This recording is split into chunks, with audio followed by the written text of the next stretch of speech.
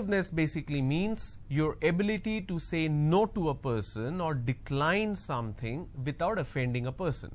Say for example, if somebody comes and asks me for some money, I can either say no, I will not give it to you, or I say fine, I will give it to you. Now this is an essential aspect of a human behavior. In order to understand that, we need to look at three important elements. Let me quickly make a note of this here so that you understand what do I mean by this.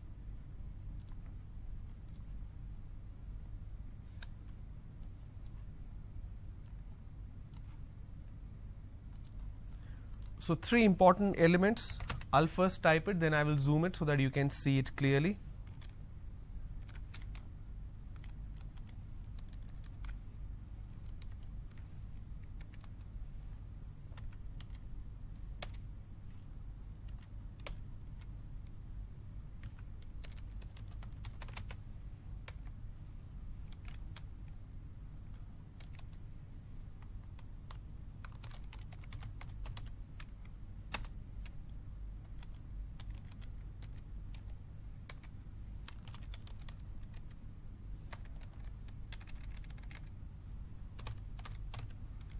Okay, so it is aggressive, submissive, assertive.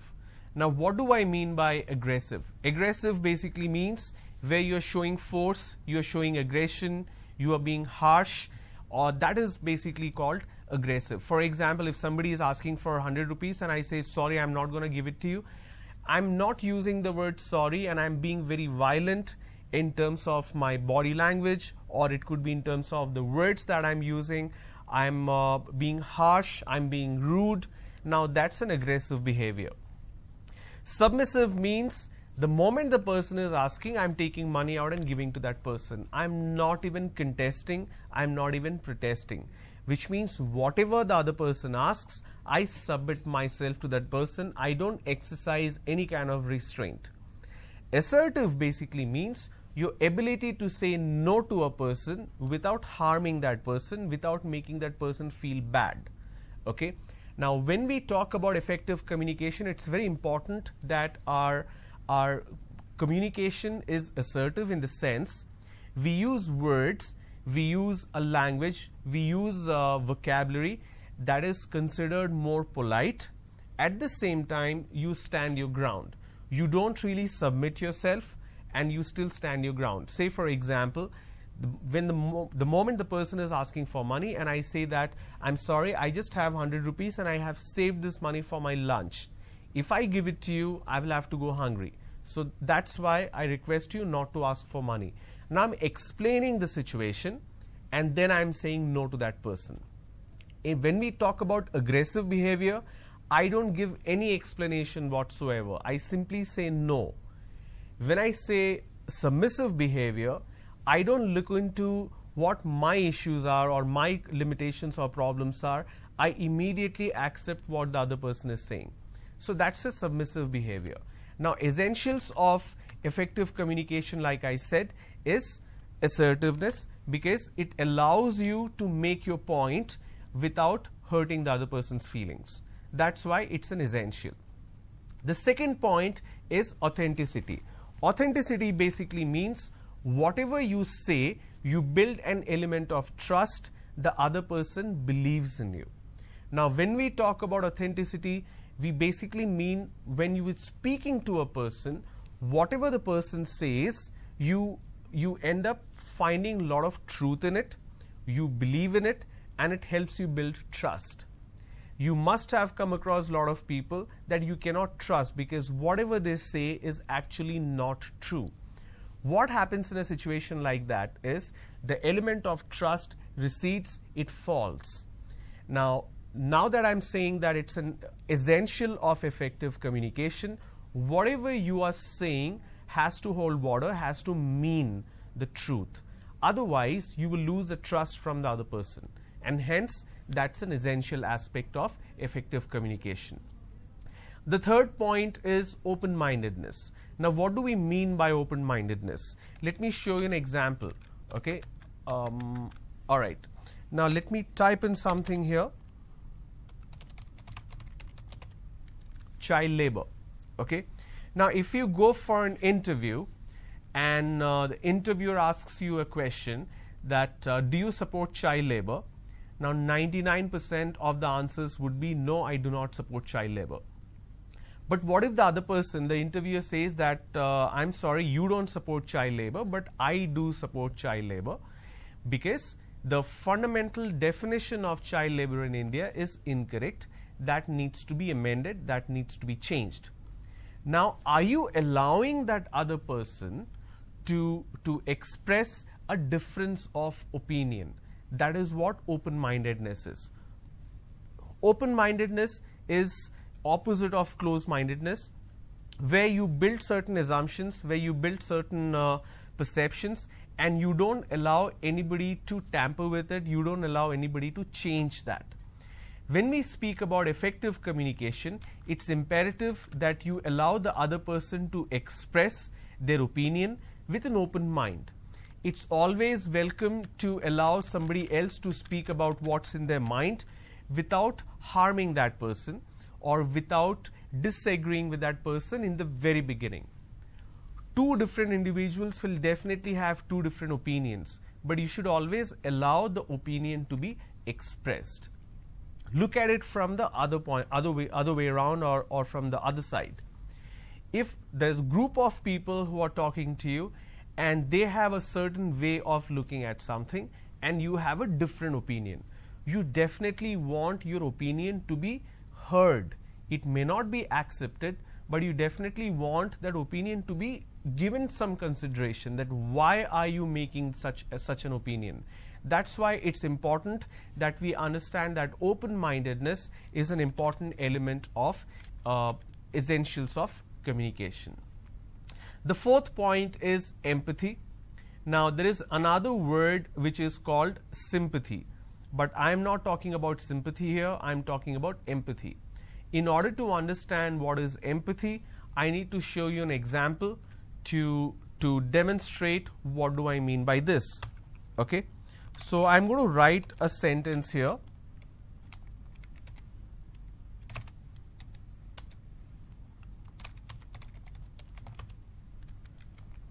Okay. The first one is I am sorry. The second one is I apologize. Now, the question here is there a difference between these two sentences or these two words? Okay. So, I am sorry, the key word here is sorry in this case. Let me mark it. And in this case, it is I apologize. Is there a fundamental difference between these two words? Okay. Now, since we have this mode of communication through television, so obviously I can't hear what you're saying, and there is no way you can express your opinion here. But I would like you to think and understand what exactly do I mean by this. Number one is I am sorry. Number two is I apologize. Is there a difference? Your answer could be yes, there is a difference. Now, if there is a difference, you need to think what the difference is. If you think there is no difference, then obviously there are no further questions to that, right? So, if you think there is a difference between sorry and apology, what exactly is that? Okay. So, before I go ahead, I want to tell you what exactly I mean by this. Now, there are two more words.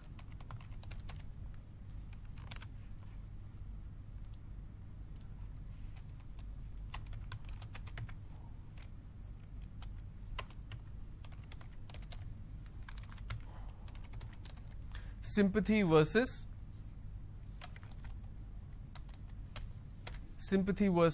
empathy, right? Now, when we talk about sympathy, I'm just going to write it here.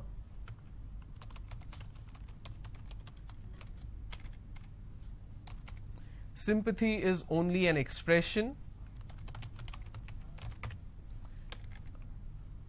and when we talk about empathy, it's an action.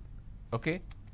So, I can write expression here to make it easy for you. All right. So, sympathy is just an expression, empathy is an action. What do I mean by this? to display or to explain that, I need to give you a couple of more examples.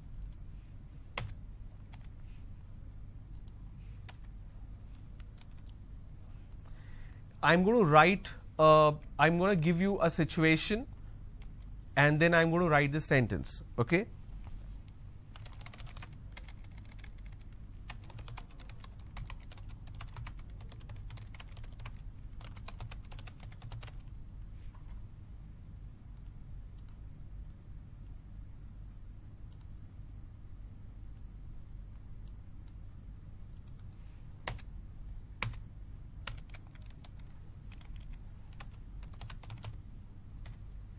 The first one is you're talking to a person who says he lost his car.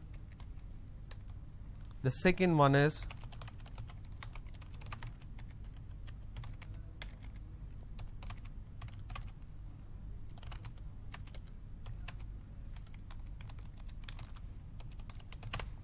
you're talking to a person who says he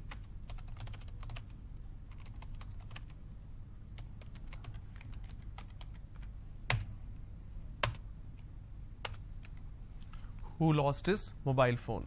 Okay. Now, in a situation like this, just pay attention what I'm trying to say. In a situation like this, now the first one is a stranger, the second one is a friend. You know the second person, but you essentially don't know the first person, right? If your statement is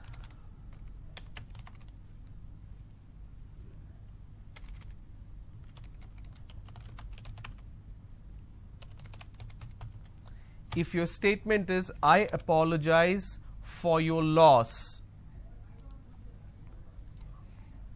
or the second one is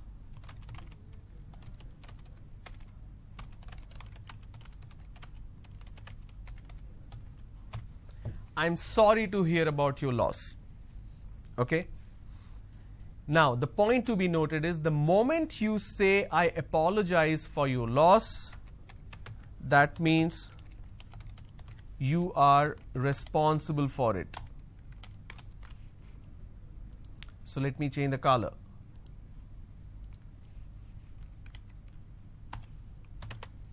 The moment you say you are sorry, you apologize for the loss, that means you are responsible for it. The moment you say I'm sorry to hear about your loss, you're not saying I apologize, you're saying sorry. That means you are not responsible. Okay? So that's exactly what sympathy and empathy is. Sympathy means sorry. Empathy means I apologize. Sympathy is just an expression to make a person feel good. Empathy means also action. The moment you say I apologize for this or I apologize for the inconvenience, for example, if you're talking to Vodafone or Airtel or Reliance Jio and something is not right with your mobile network, and the customer service representative always says I apologize for the inconvenience. What does that mean? It means let me find out what is wrong and let me fix the problem. That is what the word apology is. You will use the word apology when you are directly or indirectly responsible for anything that is wrong. You will use the word sorry when you are not or nowhere concerned in terms of the responsibility or being the reason for anything going wrong. It's just an expression of consoling someone. Sorry is an expression of sympathy. Apologize is an expression of empathy. So when we talk about essentials of communication, we say that you should have empathy. It basically means your word should translate into action. You should not say things just for the heck of it, just for the sake of it. You need to use these words which can also have a following action to bring a change, to make a difference, or to find a solution. The problem is we usually argue with people, we only focus on the problem, but we don't think about the solution. When we talk about the essentials of communication, empathy basically means It's a solution oriented communication, not a problem focused communication. All right, so that is what empathy is all about. The fifth one is clarity. Now what do we mean by clarity? Now I'm going to showcase a couple of more examples here.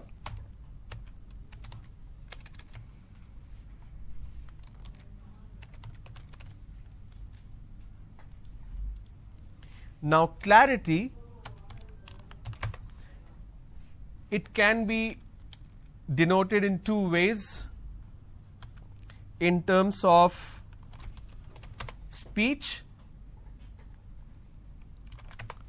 or in terms of thought. Okay. Now when I say in terms of speech, it means the way we speak. Okay.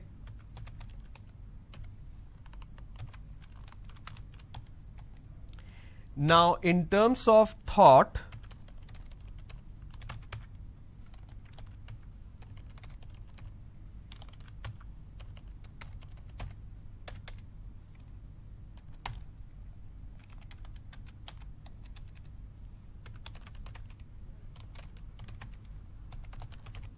the way we listen. Now I'm going to give you an example. Now when we say essentials of communication, this clarity is extremely important. Okay. In terms of thought, the way we listen, I'm going to talk about that in detail when we speak about listening skills. But here I'm going to talk specific to the speech part. Let me show you a number.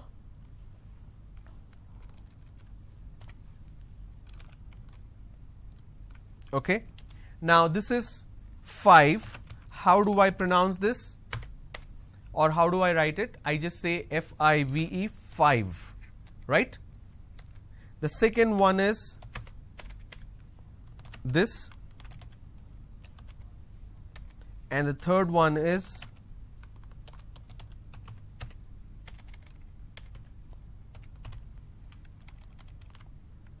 all right. Now pay attention here. The first word what you saw a while ago is 5. All right. Now the pronunciation is 5. F-I-V-E, 5. So I need to bite my lower lip to end the word. It's 5. The second one is 11. So it starts with a, le, ven, 11. And the third one is 12. Like how I ended the number 5 in terms of pronunciation, I do the same with 12 as well. Now, problem that happens among people, I will explain where the issue is. Okay? The pronunciation here, I hope this is visible to all of you. Yes.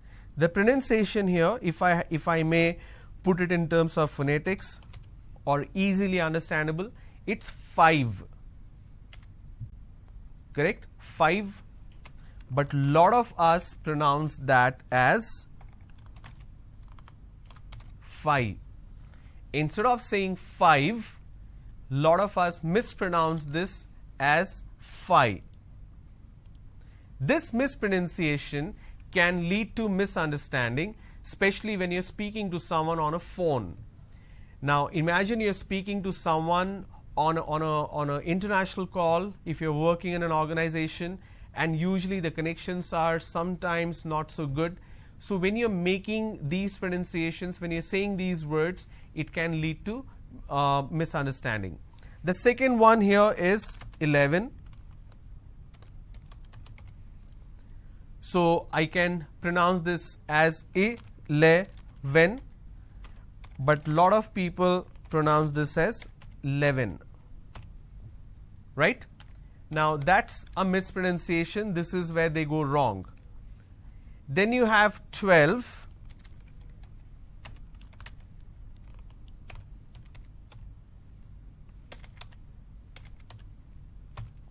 It's 12. This is how it's pronounced, but we make mistake. We just say 12. Okay. Now this is exactly what clarity is all about in terms of speech. Now the way we learnt pronunciation in our school itself is wrong. Say for example, this particular letter. Now this is a letter in English alphabet system.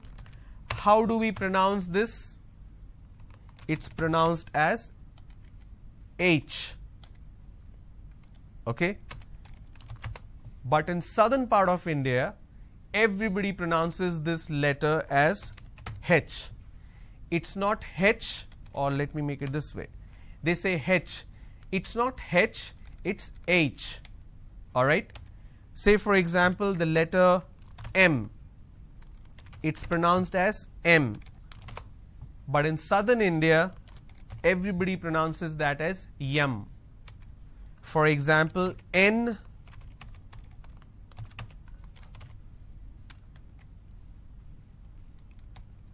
And it's pronounced as Yen. There are more such examples. Say for example, O. It's pronounced as O, but a lot of people pronounce this as Wo. So they say Yem, Yen, Wo, Pi. It's not Yem, Yen. It's likewise, this particular letter is H. Alright? Now when you mispronounce the letters itself, it can lead to mispronunciation of words also. Alright? Say for example, the word class. Lot of people pronounce this as class. It's not class, it's class. So I have K, L, A, S. Class. This is how it's pronounced. But people make a mistake and they make it O, class. Say for example, I have, just a moment.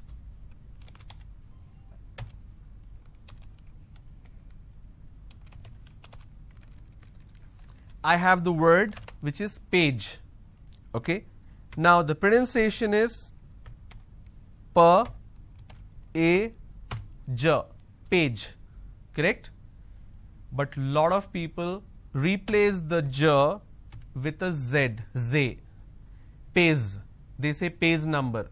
What is the page number? It's not page, it is page. Alright?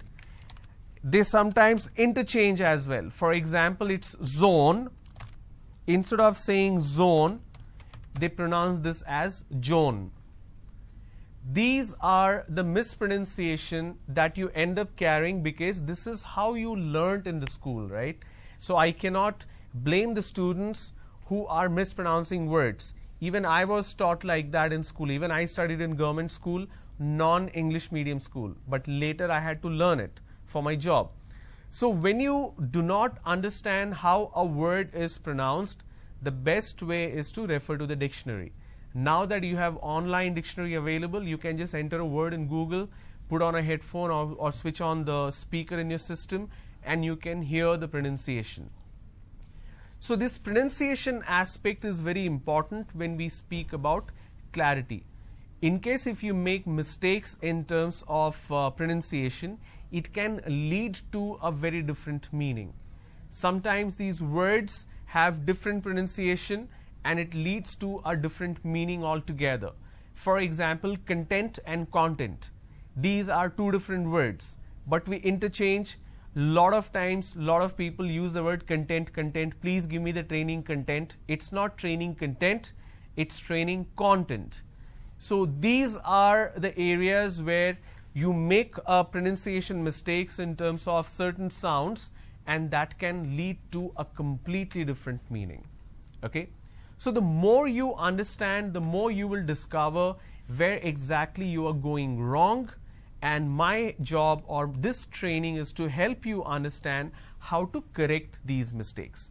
And that's why the importance of this communication skill is really, really high, because so that you can understand that what you have learned in the past is actually not correct, and this is the right way of speaking and writing. All right? And the last element of essentials of communication is listening skills. Listening skills is nothing but a step further of hearing.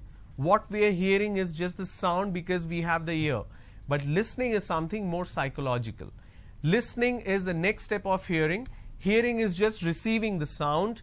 Listening is receiving the sound, translating that into something which you can understand, and you respond to it. For example, if the phone is ringing, if my phone is beeping, if it's ringing, I'm hearing it.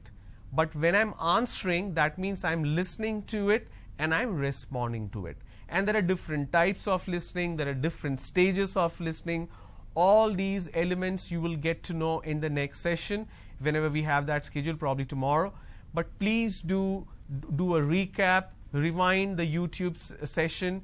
Whatever questions you have and whatever you want to learn in terms of effective communication, feel free to post your question in the YouTube comment section. I'll take a look. I will announce the name of the person who's posing these questions and I will provide you with the answer. All right.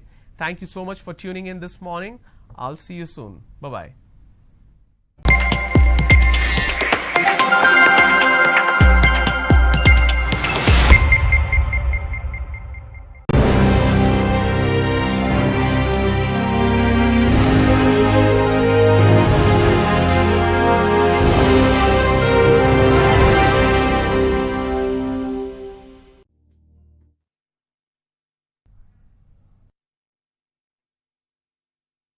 Welcome to Aptitude Foundation course presented by APSSTC.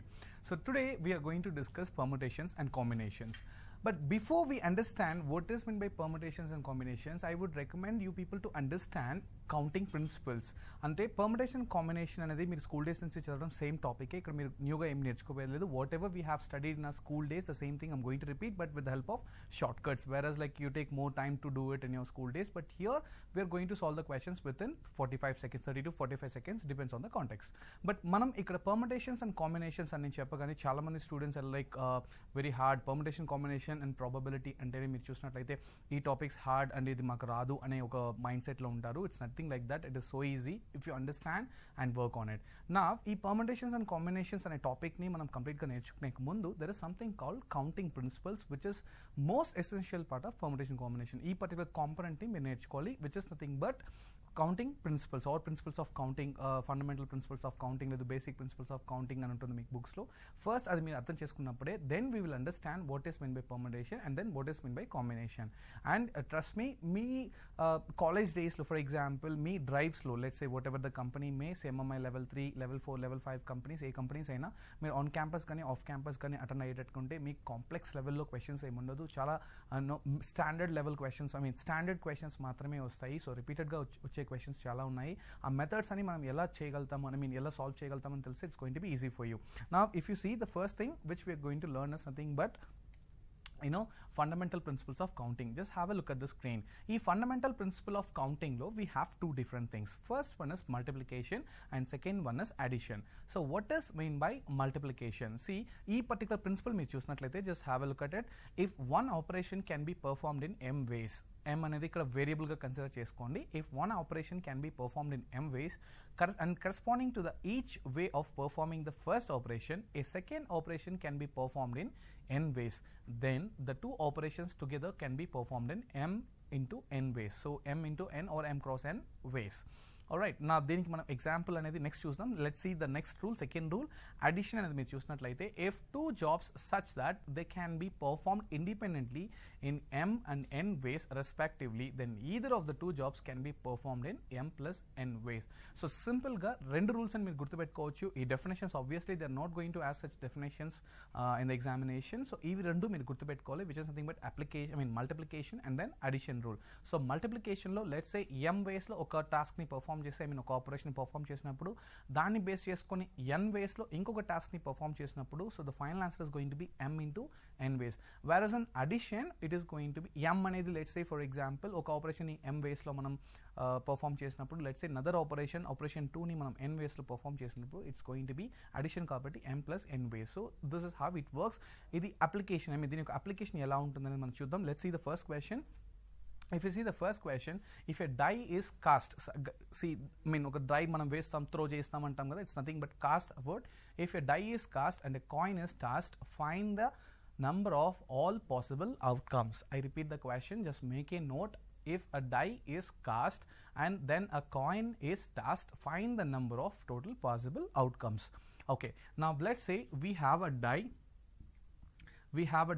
and a coin.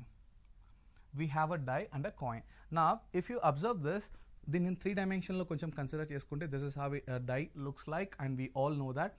Let's say for example this is like 1 and 2, let's say 3, 4, 5, and here let's say it's like 1. Okay, so okay, ఇదొక die అని చెప్పి మనం తీసుకుందాం. It's nothing but 3 dimensional die. And just try to understand ఈ డైకి, let's say if this is a die and this a coin for example, and for a die it has how many faces అంటే it has 6 faces. Correct, ఒక డైలో 6 faces మనకు ఉంటుంది. And వెరస్ ఒక coin మీరు చూసినట్లయితే, so this is one face of the coin. ఇంకొక or other face మీరు చూసినట్లయితే either it is head or it is tail. Correct, okay. So ఒక ఫేస్లో మీకు కాయిన్లో చూసినట్లయితే హెడ్ ఉంటుంది అండ్ ఇంకొక ఫేస్లో it is tail.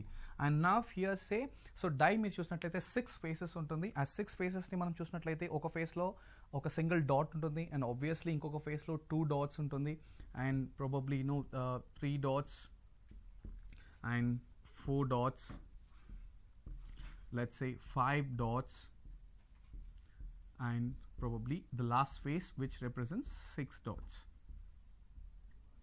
Correct. Now these are the 6 faces of a die. So please try to understand, when we cast a die ante, when we throw a die, roll out a die, oka dice ni manam see dintlo meeru see, another thing you have to understand, if it is a single it is die, and let's say if it is a plural they'll say dice, D-I-C-E. Okay, first we'll understand how one die works and then we'll understand how coin works. So ఈ డైని మీరు చూసినట్లయితే, ఒక డైని మనం role చేసినప్పుడు మీరు చూసినట్లయితే మనకి, so either మనకు అవుట్కమ్స్ ఏంటి మనం చూసినట్లయితే, ఈదర్ మనకి 6 రావచ్చు, 1 రావచ్చు, లేదంటే 2 రావచ్చు, లేదంటే 3 రావచ్చు, లేదంటే 4 రావచ్చు, లేదంటే 5 రావచ్చు, లేదంటే 6 రావచ్చు. మరి ఈ డైకి మనం కన్సిడర్ చేసినట్లయితే ఎన్ని ఫేసెస్ అని నేను చెప్పినట్లయితే 6 ఫేసెస్ అని మీకు చెప్పాను. సో ఆ 6 ఫేసెస్ని ఇండివిజువల్గా చేశాను. ఈ 3 dimensional పిక్చర్లో మీకు చూసినట్లయితే 3 ఫేసెస్ మాత్రమే ఉంటుంది. ప్రాబబ్లీ ఈ బ్యాక్ సైడ్ ఇంకొక face, another face and another face, so టోటల్గా 6 ఫేసెస్.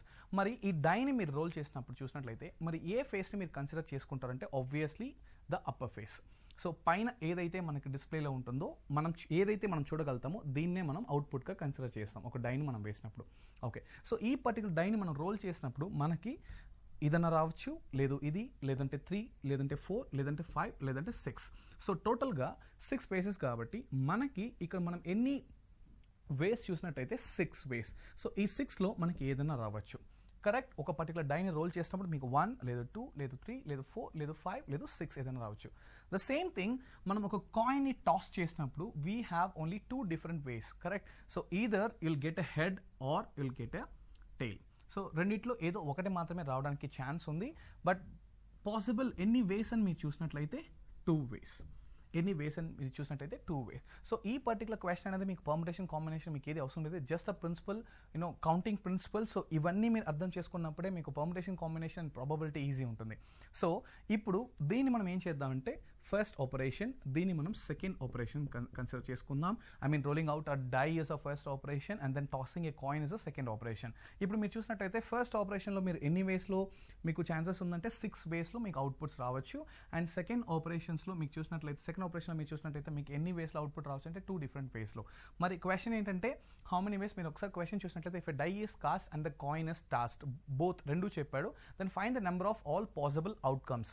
సో ఇక్కడ మనకి ఎన్ని అవుట్కమ్స్ మీరు చూసినట్లయితే 6 అవుట్కమ్స్, ఇక్కడ మీరు చూసినట్లయితే 2 అవుట్కమ్స్. సో ప్రాబబ్లీ ఇది మనం m వేస్ అని తీసుకుంటే అండ్ ఇది మనం n వేస్ అని తీసుకుంటే, so the answer is we know that it's going to be m into n ways. Correct, so it's nothing but ఈ డైస్కి అవుట్కమ్స్ మీరు చూసినట్లయితే 6, కాయిన్ టాస్ చేసినప్పుడు అవుట్కమ్ చూసినట్లయితే 2, so 6 into 2 it is going to B 12 ways. It's going to be 12 ways. This is how it works. Okay, 6 into 2. So next question మీరు చూసినట్లయితే, there are 6 buses running between Hyderabad and Bangalore. Okay, there are 6 buses running between Hyderabad and Bangalore. In how many ways can a man go from Hyderabad to Bangalore and return by a different bus? I repeat the question. This is a basic question once again. look at the question. There are 6 buses running between Hyderabad and Bangalore. So దీని నుంచి మీరు అర్థం చేసుకోవాలంటే బెంగళూరుకి హైదరాబాద్కి ఎన్ని buses నడుస్తున్నాయంటే 6 buses run అవుతుంది. దాంట్లో మీరు చూసినట్లయితే in how many ways can a man go from Hyderabad to Bengaluru and written by a different bus. So ఒక పర్టికులర్ మనిషిని మీరు చూసుకున్నట్లయితే ఒక పర్సన్ మీరు తీసుకుంటే ఆ పర్సన్ హైదరాబాద్ నుండి